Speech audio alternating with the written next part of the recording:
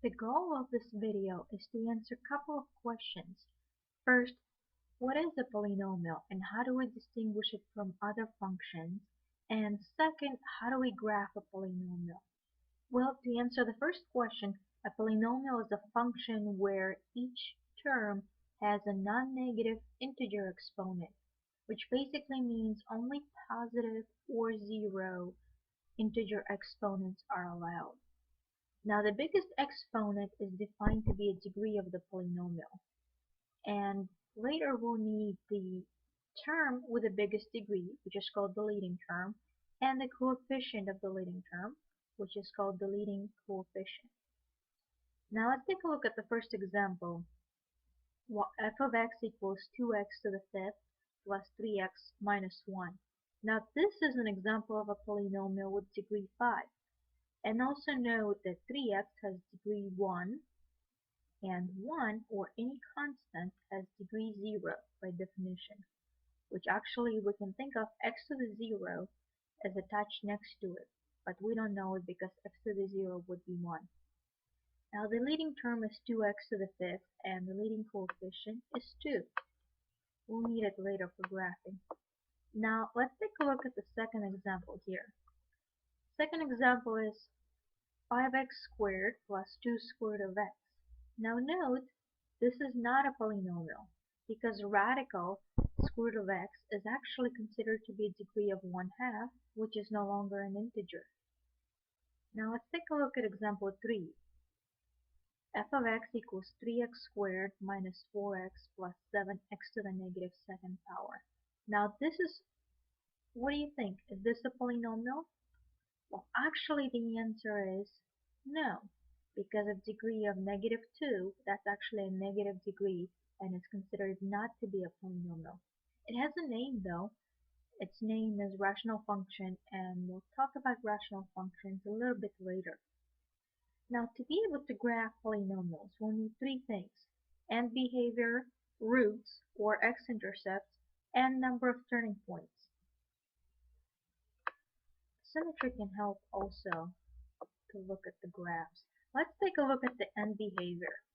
First of all, we need two things to figure out end behavior: the degree of the polynomial and the leading coefficient a.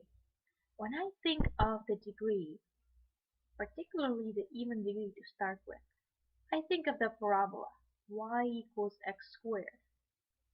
Now y equals x squared has degree 2, which is even.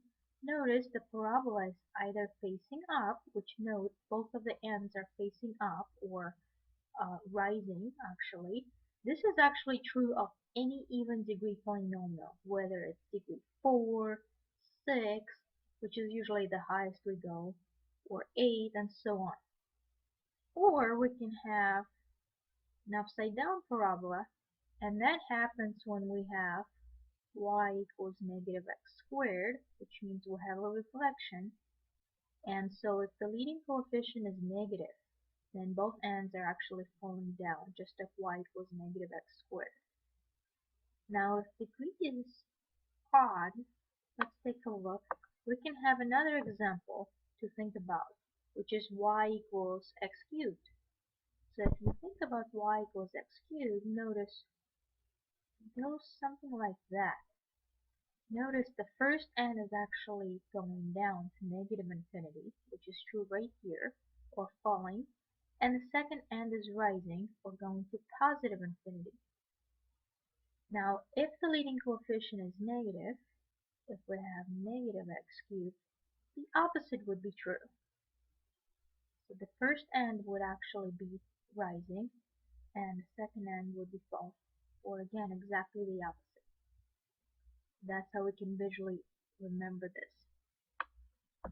Now let's take a look at the roots, or zeros, or x-intercepts of the polynomial, which are basically x so that the polynomial is 0, or f of x is 0.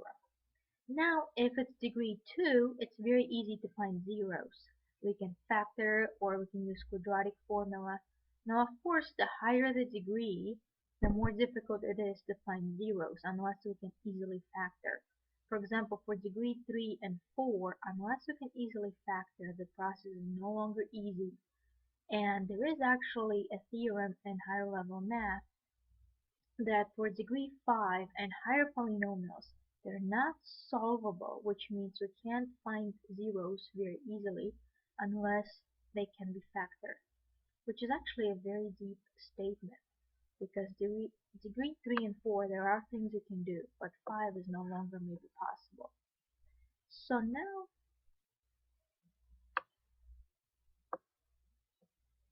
let's take a look at intermediate value theorem, which gives us something that's called the existence of a root. Basically, it's a way for us to track the root. We may not know necessarily where it occurs exactly, but if let's say we have a and a b on the x-axis, we can take any axis, for example 1 and 2, and we can actually try to test to see if the polynomial has a zero between let's say 1 and 2. And here's a simple idea. Let's say if your f of a is positive and your f of b is negative. Then, in order to go from one end to the other, the function has to somewhere cross x-axis. And this point right here, right at this c, let's call it, this c would be a zero of the polynomial. We don't know what c is exactly without doing something else to it, but we do know there is one value between a and b. And that actually can give us a starting point to start looking for it. So that's what we mean by existence in math, is that it's actually there. And then we can figure out where it is exactly. So we'll see that in the next example shortly.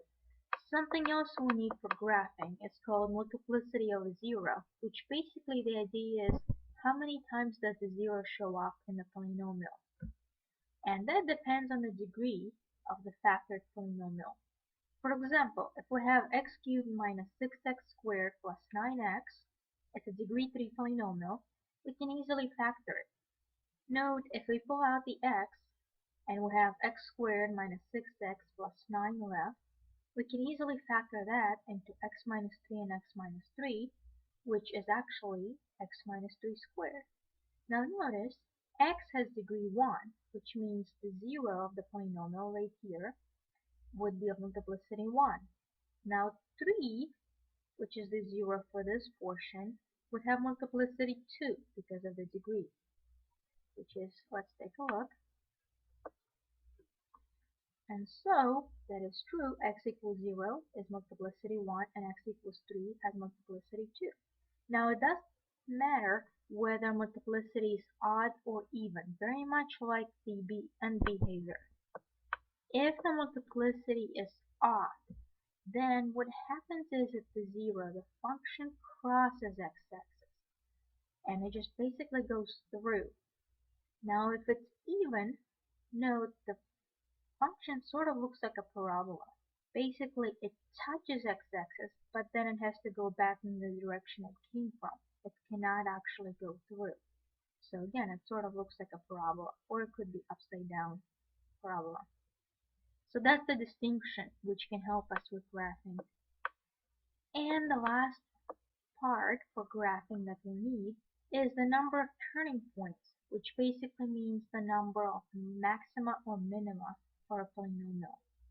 Now the maximum number of turning points is actually one less than the degree of the polynomial. So for example, if we have a degree 3 polynomial, the maximum number of turns we can have is 2, right here. For example, maximum and minimum. Now it doesn't have to be 2, it can have none, but the most it can have is 2, which can help us. For example, we'll know it's not going to turn 6 or 8 times when we start graphing it, and that would help us. So let's take a look. If you guys recall the intermediate value theorem, here is an example. Use intermediate value theorem to show that the polynomial has a real 0 in a specified interval from 1 to 2, and then approximate the 0 to 2 decimal places. Here's the polynomial, x to the 4th minus x squared minus 2x minus 5. Using intermediate value theorem to verify that there is a zero is fairly easy. We simply plug in the endpoints. P of 1 is -7, and P of 2, I believe, is 3. And so, since they are opposite signs, automatically it means by intermediate value theorem, there is a zero in 1 to 2.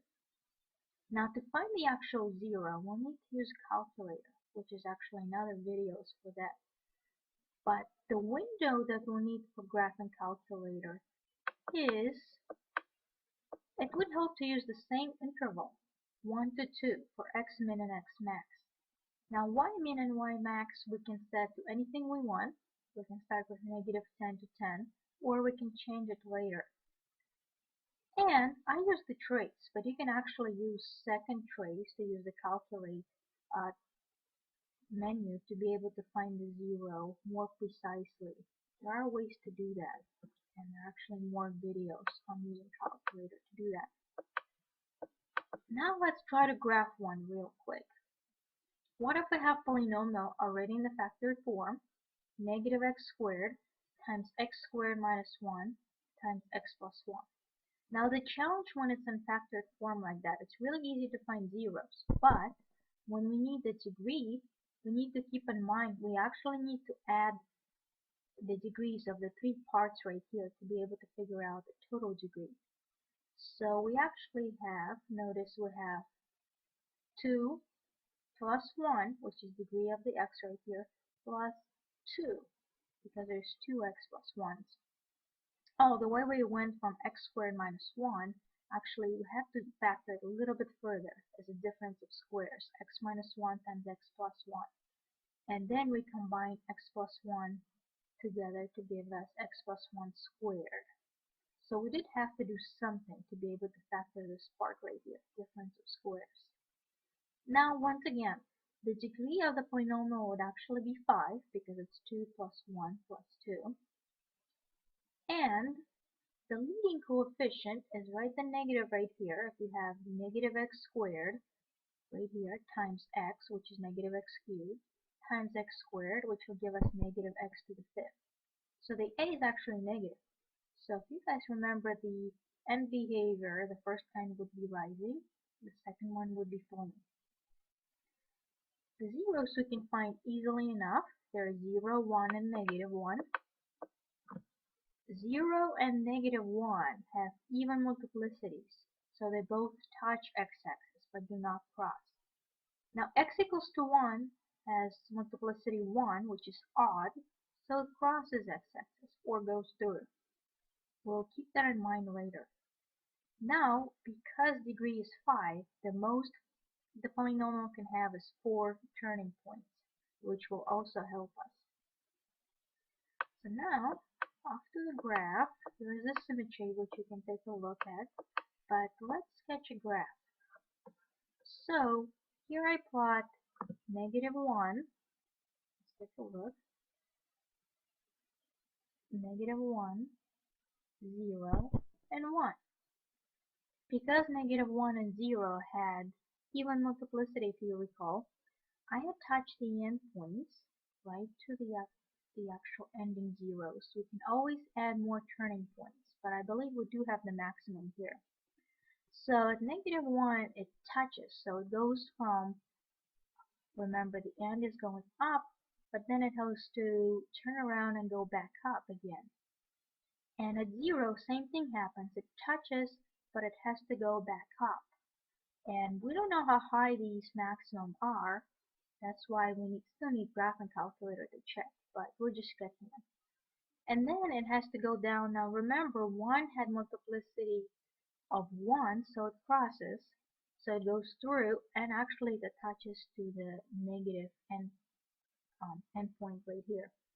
Now how many total turning points do we have? We have 1 at -1, 2, 3 at 0, 4, and that's it. And 4 is the maximum we can have, so we know there are no other turning points. And that's the graph.